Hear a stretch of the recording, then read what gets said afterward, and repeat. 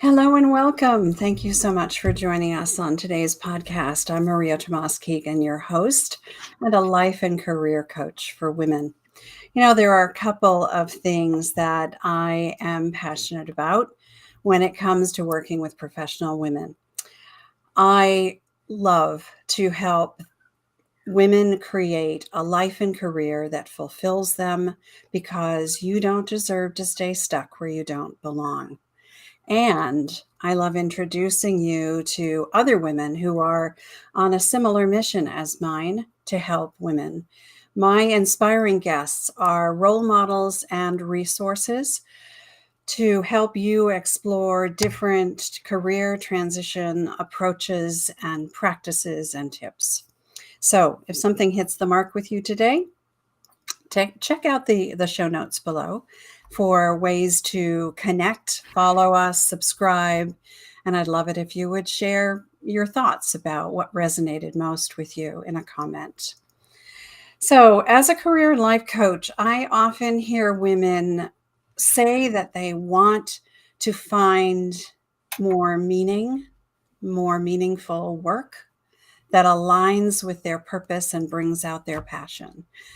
But then they ask, so how do I find my purpose and my passion? That's the $1,000,000 question.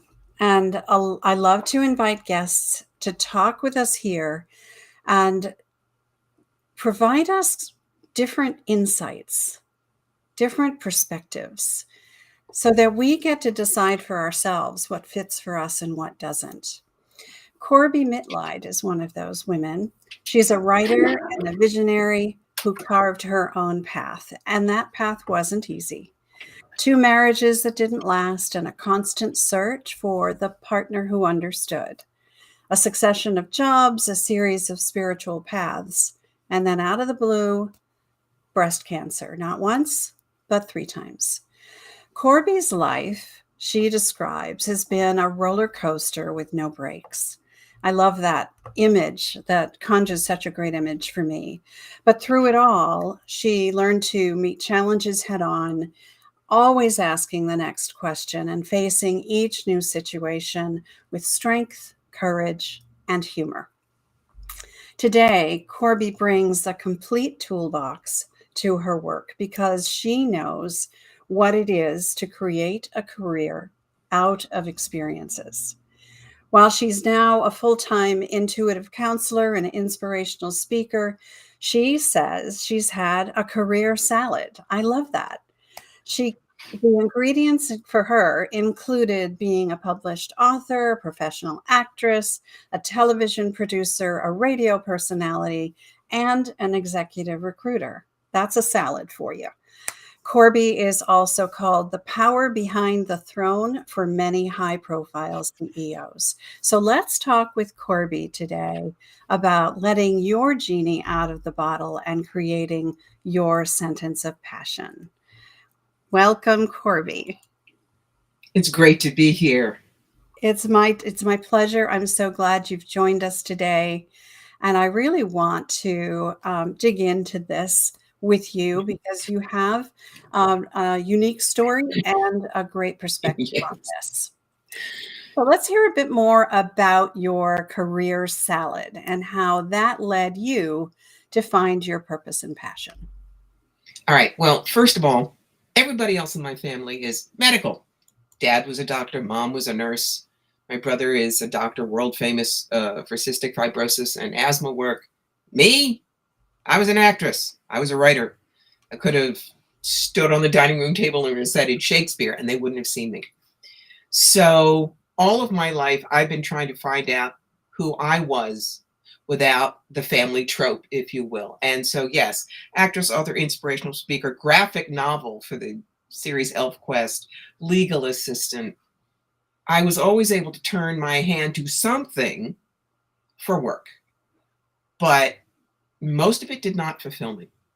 So I finally had to figure out, what do I love? What do I do all the time in any job that I've got? And so in 1995, when I was working as a legal assistant in Atlanta, I wrote down everything that I wanted in a job. And I didn't care how dumb it was. I want an office with a friendly resident cat.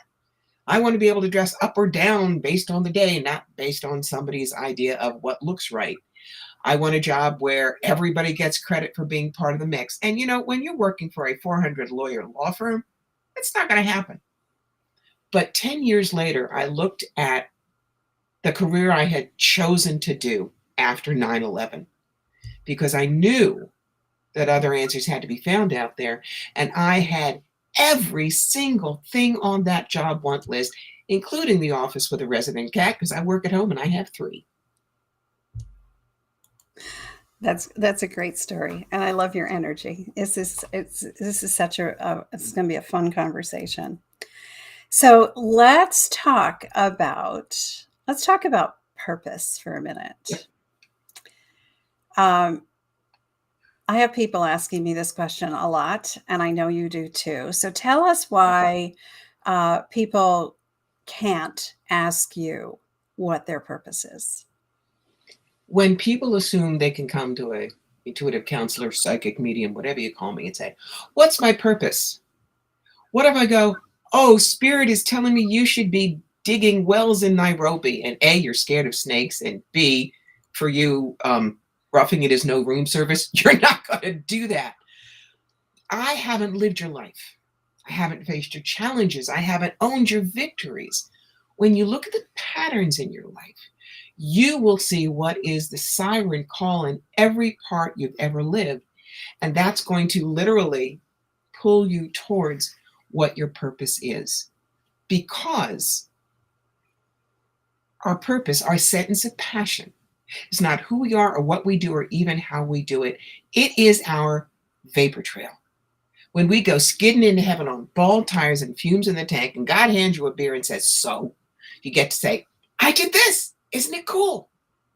And only you can tell those wonderful, "That's what I did" stories. Not me, not anybody else. You, because you have been there and you have lived it. I love how you put that.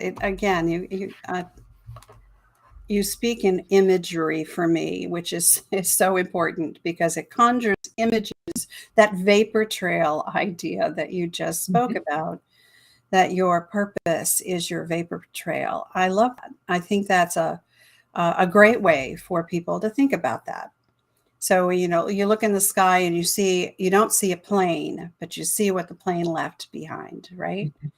That's the vapor trail. And that just conjures a great image. All right, so let's talk for a minute about how you pull that out of people, because sometimes they are too close to it for them to even see. That's the experience I have with my clients. So let's talk about that. And you book a session with me about, "I want my sentence of passion." You are going to get a sheet of paper with 2 pages of questions, and they may feel to you like they are off the wall. In what situations do you put yourself first and why? What do you want to change? What superpower would you have if you could do it? When do you run towards something rather than away from it? When I first give people these questions, they go, "These are easy. I'll finish them in 20 minutes. And then when their session is in 2 weeks, they show up that day and their eyes are very big and they say, "It took me 2 days to finish this." And I grin and I say, "It was supposed to." Yeah. Because there are so many things about who we are that we don't ask ourselves, or we simply assume they're just there. But when you lay them out on a table, which is what those questions will do for you, you begin to see your patterns. And all of a sudden I always move toward helping people, or everything in my life has to have something to do with saving an animal, or I love inspiring people as long as I can get them to laugh.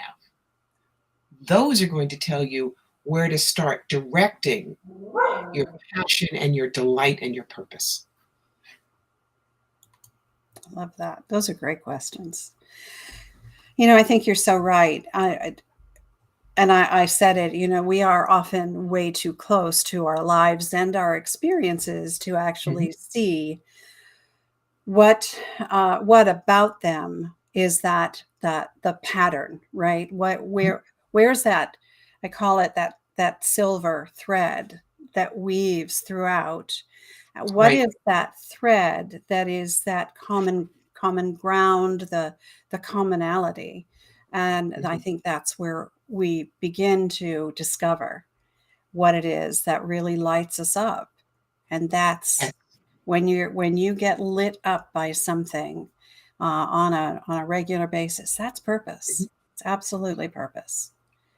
That So is when you get to get up in the morning. You don't have yes, to get up in the morning. absolutely. Yep. You get to do something. You don't have to do it. Yeah, love it. All right, so let's talk about the difference Mhm. between purpose and passion. I talk about passion all the time. Tell me what you see as the difference between the two. Your passion informs your purpose. For instance, I'm funny. I have done stand-up comedy on You Think a Psychic's Life is Easy. So my passion is getting people to laugh while I get the information in there. Because when you laugh, your shields go down and the information goes in. But my purpose is to help you cross the bridge from fear to fearlessness and fly. And I do that through my passion, which is getting you to laugh, holding up an interesting question, and you go, ding.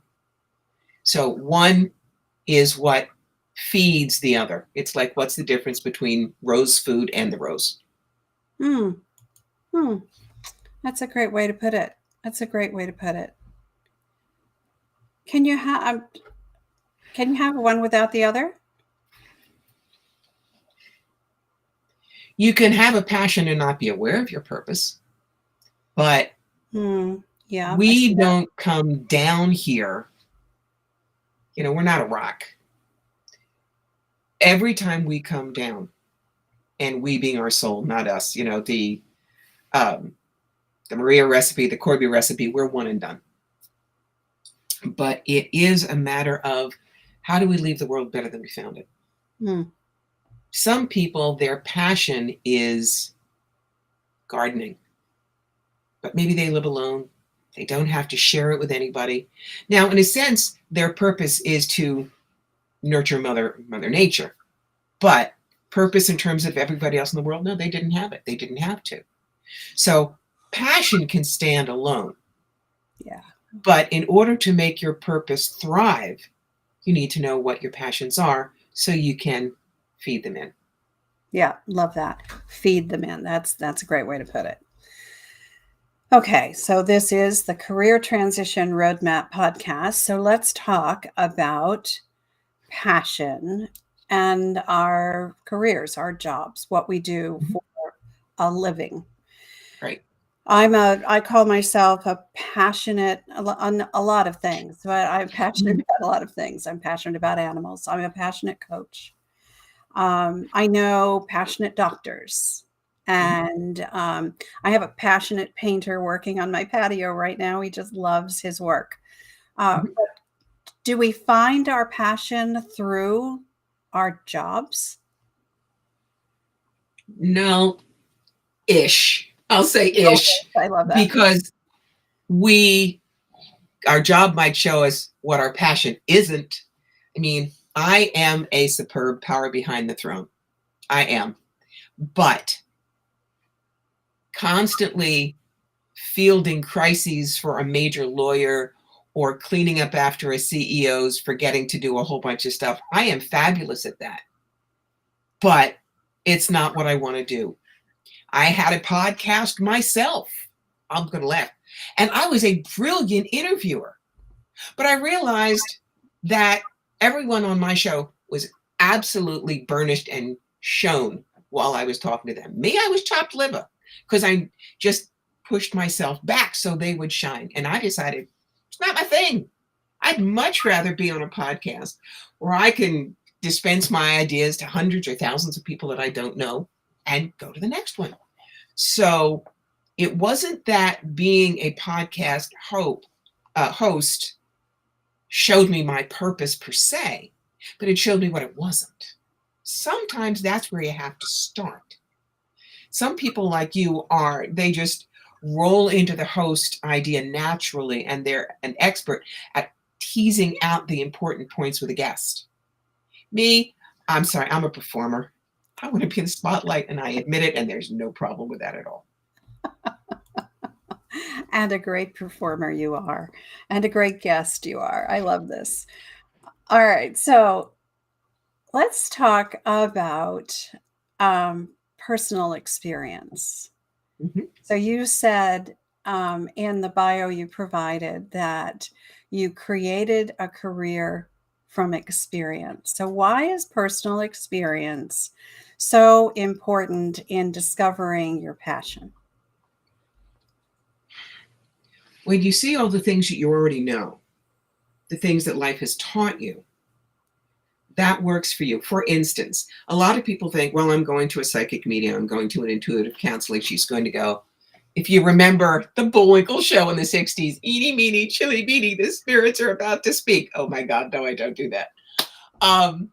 But people come to me very often for what I call the everyday tour bus. House, car, job, kids, finances. Okay, gotcha, put me here. Now what? Now, let's say that someone comes to me about career. I'm going to say there are three ways we look at it. Stay where you are, change jobs, or you're an entrepreneur and you want to open your own place. Now, if someone comes to me and says, yes, I want to open up a vintage clothing shop. A lot of just plain old psychics might pull three cards and go, It says wait until October and then fire the second redhead. What's that going to do for you? Zip. Me, because I was an executive recruiter for engineering and manufacturing, and I placed people in six-figure jobs, I know what it would take. So with me, it's a multi-card spread, a card for you, a card for any partners you have, a card for the energy around the business, the brick and mortar location to look for, marketing, clients, competition, staff, finances, what you need to know, and best possible outcome. Thereby giving my client a rocket pack on their back to empower them. If you ask yes or no to a psychic, is my business going to be successful? What if they say no? Where are you going to go with that? Or then you might even find the real fakes who go, oh no, you have a family curse. How many in your family? 4? You have dog? We can clear it with $600 candle. Oh, please. No, you'd much rather have somebody practical like me. The fact that I've done the cancer dance 3 times means I can help people walk through that. The fact that I have been divorced helps people look at relationships and decide, is it worth working on or not? Or am I in danger because I'm being gaslit? And on and on and on. Okay. So this is a unique approach. Not everyone is going to, resonate with this, but Cool. it's intriguing. So Mhm. can it work for anyone? When I work with you with a sentence of passion reading, that has nothing to do with my metaphysical abilities and everything to do with the fact that I am 67 and I have lived and I've gone through it. Yes, you will probably get my executive recruiter experience. You will also get my experience as someone who had to be independent of what their family thought they had to be. It is if you are compromised through some kind of illness or limitation, how to get around it. I don't call myself a survivor. I didn't beat cancer. I am a cancer dancer. I found out how graceful I could be under pressure. I avoided getting my toes stepped on, and I got off the dance floor in one piece. So with me, I can use absolutely practical abilities. The other part, some people want, some people don't. It's the difference between a psychoanalyst and a person who does art therapy. Some people might say, well, how is art therapy going to help me figure out the trauma from my childhood? Well, for you, maybe not, but for someone else, it might. These are merely tools. And I remind people, I'm not special. You can do absolutely everything that I do, including the metaphysical stuff, because we're all wired the same way. Nothing mystical about it.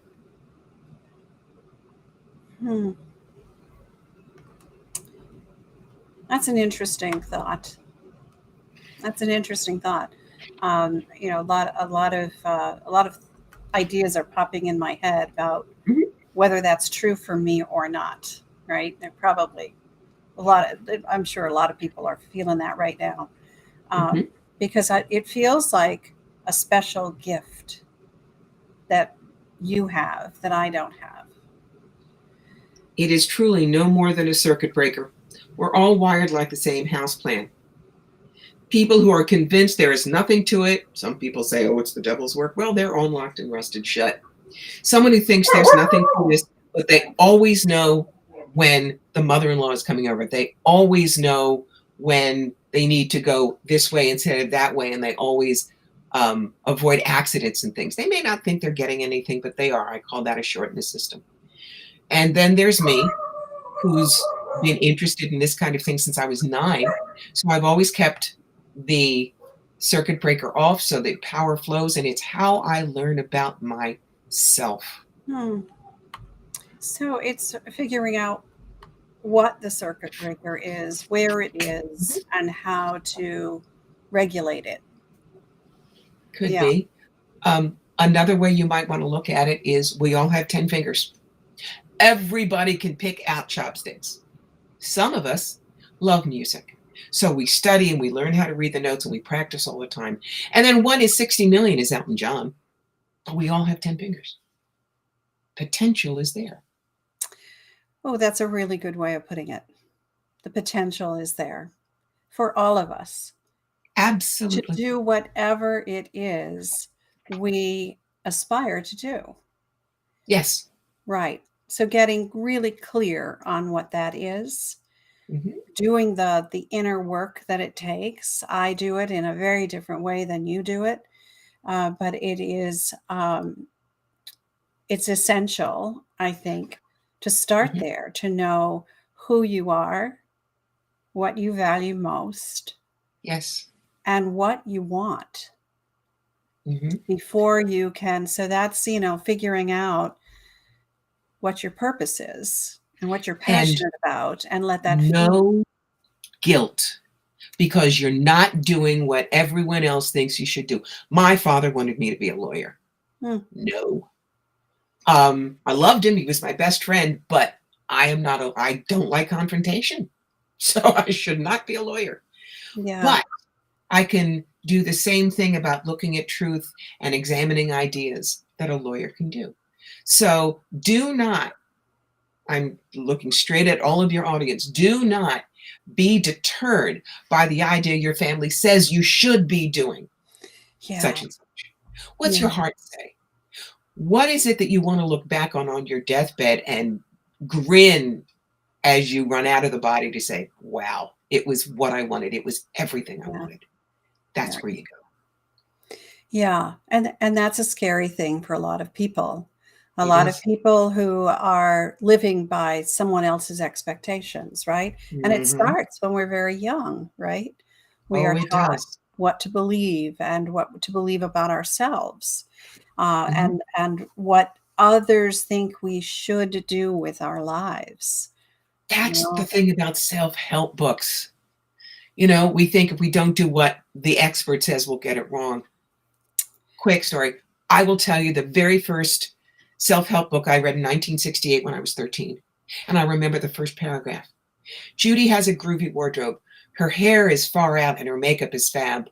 But nobody likes Judy because Judy's fat. And in that one paragraph, an entire generation of young girls was told, you are worthless unless you look exactly the way we tell you to. Yeah.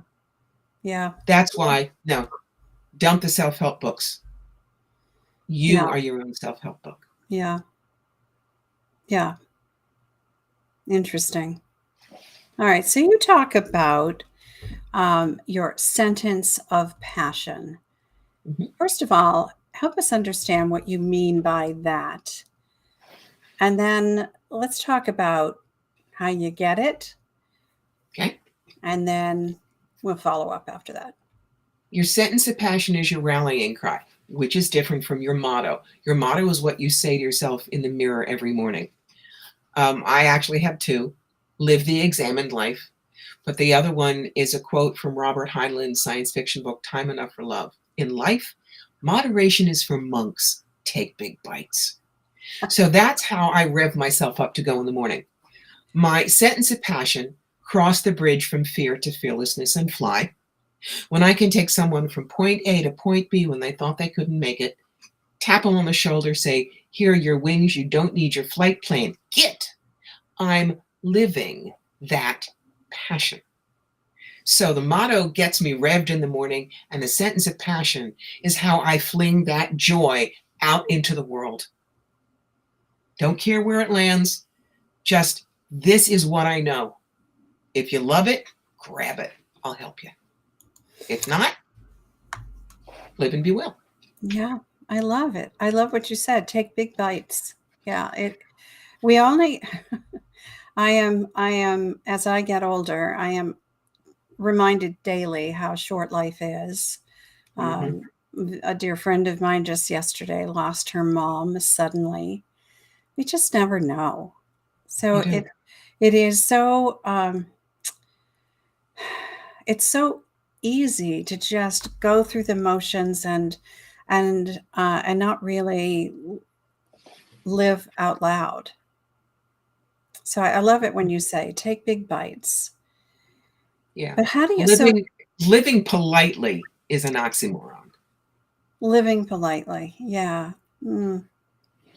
Yeah, again, living up to what other people think you should be and what you should say and how you should act, but stepping into your own power of who you are, what you believe, what you value, and what you want is an important, and figuring out what is that, for in your words, sentence of passion that actually drives you, that speaks about you every time you step out there.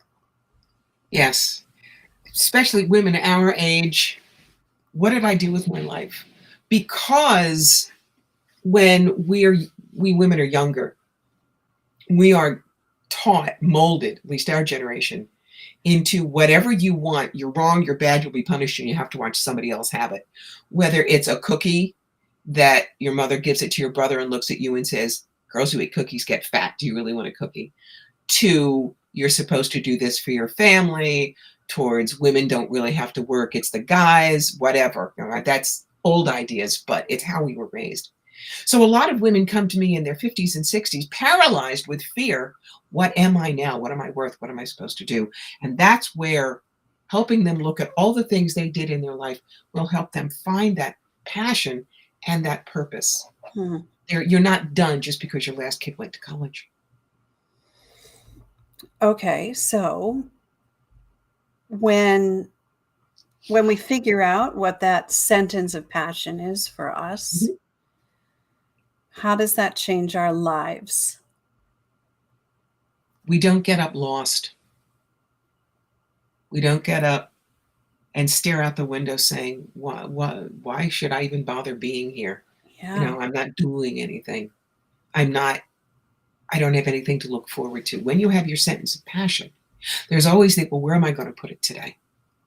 Whether it is you've created a business out of it, whether it is you spend time talking to friends who are also lost and you help them come out of it, whether it's you say, I've always wanted to do cat fostering and rescuing. I'm going to do it now.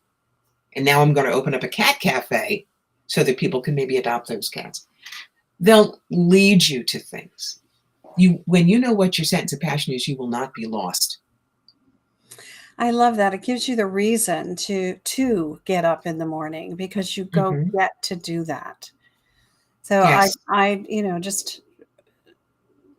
I'm thinking about my own life on how many years I spent doing what I did, 30 years in a corporate role, climbing the ladder, making more money, more prestige, more responsibility, all of that, and not really being passionate about it. And I didn't realize that until it was ripped out from under me unexpectedly. And I got to really look at it and decide, do I want more of that or something else? And It's what I call the dawn breaks over Marblehead moment. I use that same I use that same phrase. Yeah, I grew up in Massachusetts, and Marblehead was There you go. right There above you it. go. Yeah, yeah. So light dawns on Marblehead, I say. Yeah.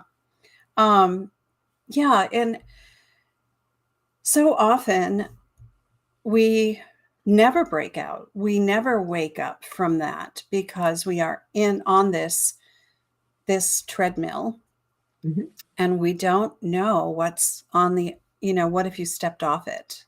What might you find? And Mhm. that's where I think your knowing what you're passionate about, knowing what you love to do, will help lead you to your purpose. One feeds the other, as you say, and understanding what that thread is that weaves throughout, Mhm. that leads you to discovering what your purpose is. And don't think that your purpose has to be worldwide. Not everybody is made to be a Gandhi, a Wayne Dyer, Yeah, an Al Gore. It's no. If you make a difference even to your community, so that when you cross over, people speak of you and remember what you said, and you're picked. Like a friend of mine, his picture is in the cafe where he always had Saturday breakfast. yeah, You fulfilled your purpose. You've made a difference in the world. yeah. It doesn't have to be global. And I like to say it's in your world, right? Yes, So it's in this exactly. world around you. And when you make a difference, when you make an impact, that's when the ripples begin. Hmm. And you don't need to cause all of those ripples. You need just to start it. And that's Hmm. impacting someone else's life. And then they're going to impact someone, and they're going to impact, and there go the ripples. That Think of a is, teacher who pulls a student who is mediocre and teaches them to love music. And the kid grows up and loves music and teaches it to their kid, and their kid becomes a famous conductor. You never even met the you'll, person who is the end point of your passion and you'll purpose. never know. You You'll planted the never seed. know the impact. Just know that you're making it. Exactly. Yes. Exactly. Yes. Just believe that when you do something with passion and purpose, you're affecting a lot of people's lives, and you'll never know how many. I love Yes. this conversation, Corbie. All right. So we have one last thing to do Mhm. in this episode of the podcast. I would love to, and that is to, we call this show Tips for the Transition for a Mhm. reason. I'd Okay. like for you to share your favorite tips and takeaways for our audience today. What's your Okay. first one? The first one is always ask yourself the three most important questions in the world. Because when we're trying to find our passion and purpose, sometimes we let things stop us. So the first question is, what am I X about? And X is afraid, angry, disappointed, whatever. Second, why am I X about that? And the third thing we never ask ourselves, what do I think would happen if I stopped being X about that? Allow yourself to flip the narrative, change the story, look at a different way of responding than you're used to responding. That opens up so much. Powerful questions. All right. Run them by us one more time. What am I X about that? X being whatever is the emotion. Afraid, angry, frustrated. Disappointed. Right. What am I frustrated? Why am I X about that? Why am I frustrated about it? What hmm do I think would happen if I stopped being That's X about that? that's so powerful. Mhm. What Simple though. what if I stopped being frustrated about it?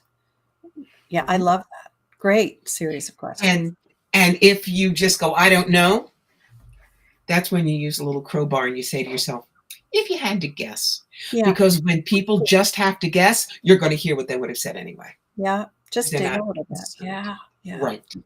Love that. Love that. All right. Got another one? No is a fabulous idea. We are taught, we women, to say yes to everything. But sometimes when we say yes to somebody else, we're saying no to ourselves.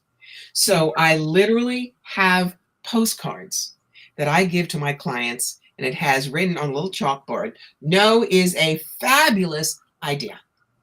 And if somebody objects to your saying no to them, you just give them what I call my 2 magic phrases.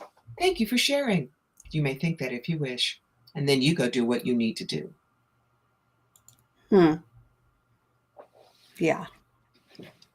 No is a fabulous idea. Yeah. You're talking about setting boundaries for ourselves. Mm-hmm. When we keep saying yes, we just keep emptying ourselves of our energy, our so many things. And when we're empty, we're not good to anybody, especially ourselves. You can't drink from an empty cup.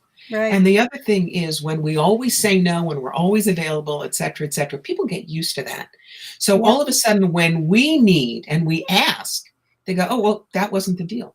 Perfect example. I was running an event with 3 other people several years ago, and they all loved the budget that we had, and we spent this money. And then when there was a truck accident that day that blocked the road so nobody could get to the event, and we were $2,000 in the hole, they all said, oh, well, I didn't sign up for that. And so I was stuck with a $2,000 bill. Oh, my. They could spend the money, but they wouldn't pay for, when it happened. Okay. So that's why you need to draw your boundaries. Now I know if somebody wants to spend money with me, we sign something. Yeah. It was an expensive lesson, but that's why saying no empowers you so that people will value your yes more and not waste it. That's really so true. So true. Love that. All right. Got a third one? Let's see. Learn how to be a Martian detective. Now, how to be a what detective? Martian detective. Martian detective. Yes, here's the example I give. If you and I were sitting across from each other and you had water coming out of your eyes, I might say, why are you crying? But I could be wrong. Gleeble, the Martian, who has just been assigned to go investigate Earth, hops out of his little saucer, toddles over to you and says, why is there water coming from your eyes?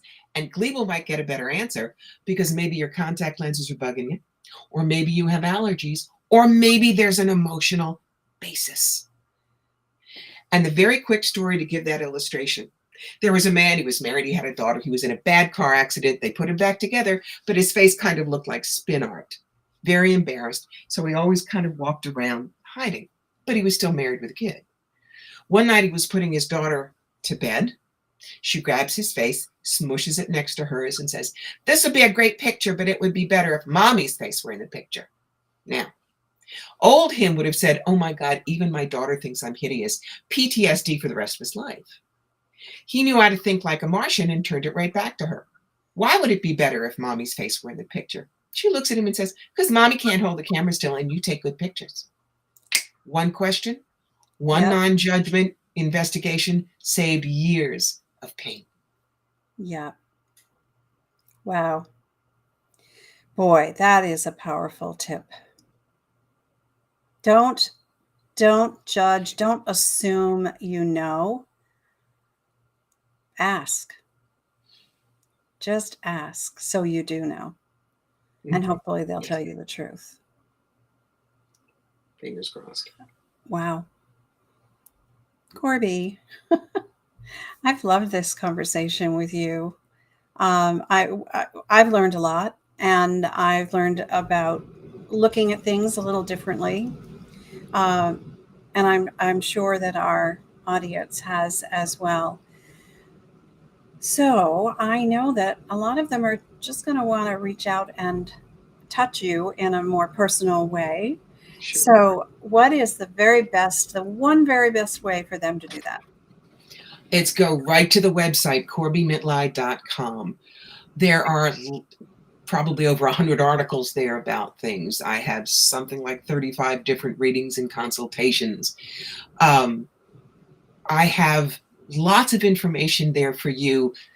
Could be that all you need to do is go to the website and read what I've written, and that's fine. If you need me, I work 6 days a week, but you can't have me on Wednesday. That's date day with my husband. And there are your boundaries. I love that. Yes, ma'am. She walks the talk. I love that. Corbie, thank you so much for joining us. It was fun. It was fun. I really enjoyed it. And I know a lot of people are going to get a lot out of this. So thank you again. And for those in our audience, I appreciate that you're a part of this community and that you join us each week. So if you enjoyed this episode, please leave a comment or a review. And if there's a star where you're watching or listening, click a star. Let us know how you think, what you think about it. And as I said at the top of the show, I love creating and sharing resources for professional women who feel stuck in their careers. So if you feel stuck over something and you'd like to get a fresh perspective on it, reach out and let's chat. You'll find all the links for Corbie and me in the show notes below. And if you'd like to continue the conversation, you can do that on my Facebook group, my private Facebook group, the Career Transition Roadmap. And the link for that is below as well. So let's meet again here next Wednesday, same time, because I believe it's our time to thrive. Let's do that together. I'm Maria Tomás-Keegan, helping you turn transition into triumph.